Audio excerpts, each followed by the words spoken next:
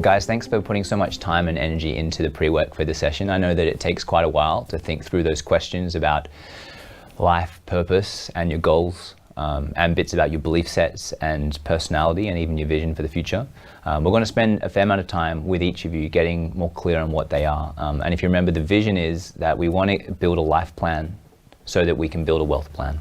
And the life plan is really about you. It's not about my ideas or other people's ideas. We want to integrate what you know and what you're inspired by, but I'm most interested in finding out what matters to you guys. So I'll be sort of reading from some of the pre-work you've done, and then also getting your input and building on it. And then at the end of today, this is your document, the one that we've started and you've had a look at. So you'll be able to run with it and keep it. Can I ask, do either of you, once a year or maybe every now and then, sit down and plan for the year ahead? Not really. Not as much as we should. Yeah. Okay. Look, it's not an easy thing to do. Like with your budget, like with marriage, to be honest, these are things you don't get taught officially. Some people had an example from parents. I was lucky enough to not have a family example, but I had a mentor who forced me to sit down and do it. And I didn't do it very well, and so he sat down with me and pointed out how it could be done better. And then he kept touch with me for a few years, and every year he'd check in on how it was. And I'm so glad that he did that. That was when I was 17. So what our encouragement is not just to make this a one-off experience, but to make this the beginning of a new habit that you guys can keep and run with for the rest of your life, because I guarantee you it will change things for you. It will change things the first time, and then the second time, and then every time you do it thereafter. So at the end of today, we'll talk about when and how you'll fit that in your calendar.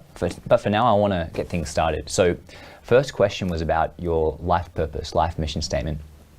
Who wants to go first and share what you came up with? I think, we just want to become a little bit more stable, and I don't really want to, work as much as I do at the moment. So I think, getting to a point where we can be more comfortable with what we have, and just not have this intense focus on work, and have the finances to do that. I think that would be good. Okay, so you want to get rid of a bit of the stress and not feel you're having to spend as much time as at work. Great, Sally. So what is your life purpose? Well, that's a big question. We'd love to be able to live a bit more comfortably in the medium to long term, but I think something that has really kind of gotten to the core of what I want our life to look like is, I see Pete's parents, and they were able to retire at 60, and just getting to see, they get to travel so much. They're really involved in the community. They get to, Pete's mom is, she is leading this pottery workshop that I just think is a beautiful kind of creative passion, and they get to really enjoy their grandkids as well, our nieces and nephews. And I don't know, I want that for us, but our situation seems so different to theirs that, it can kind of seem like a pipe dream, but I guess you're here to tell me whether it can be. Well, no, I'm not. So I'm really glad that you're willing to share that. What I'm most interested in today is what you want and what do you see. The reality of the finances and all the stuff between now and then, we don't know. None of the three of us know. I would hope that you guys have a confidence that it's doable, but I've come to the conclusion that the best way we can get there, or to maximize our probability of getting there, is to at least explore it and see what it would look like.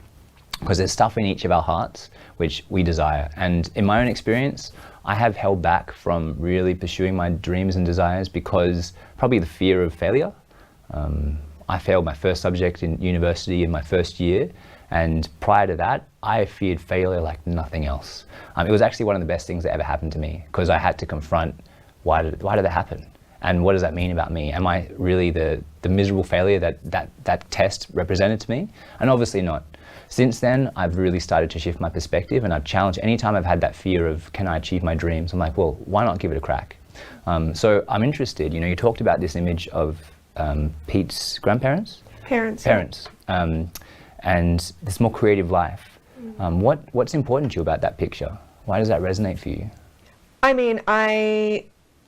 I've always been a sporty person, but I think that getting to, maybe not so much the creative life, but getting to have more of an impact in the community. I just don't have the time to do what I would have done in high school. You know, I coached my little sister's netball team, and being involved in the community in that way, I guess having that creative purpose of like guiding, you know, these girls who are coming up and, you know, really sort of imbuing them with that confidence was so incredibly important to me. But it's just, you know, kind of become a sideline and then retreated further into the background, you know, because work and our mortgage and our marriage has come first since then. And I think I've focused on being able to regain that in the future, but I'd like the future to be sooner than I had originally intended. I hear you.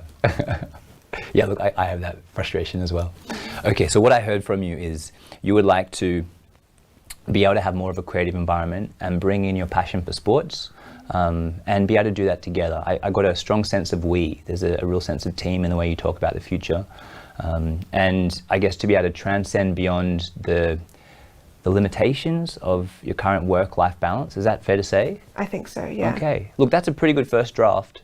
You know, this life purpose thing, I've rewritten mine over 100 times, to be honest. And every time I'm asked to do this, I start from scratch. I don't copy what I had before. I just sort of dig in the well and see what comes out. So I'll encourage you to treat that as like the first layer. And then next time we do this, you'll just go a little bit clearer, a little bit deeper. Is that cool?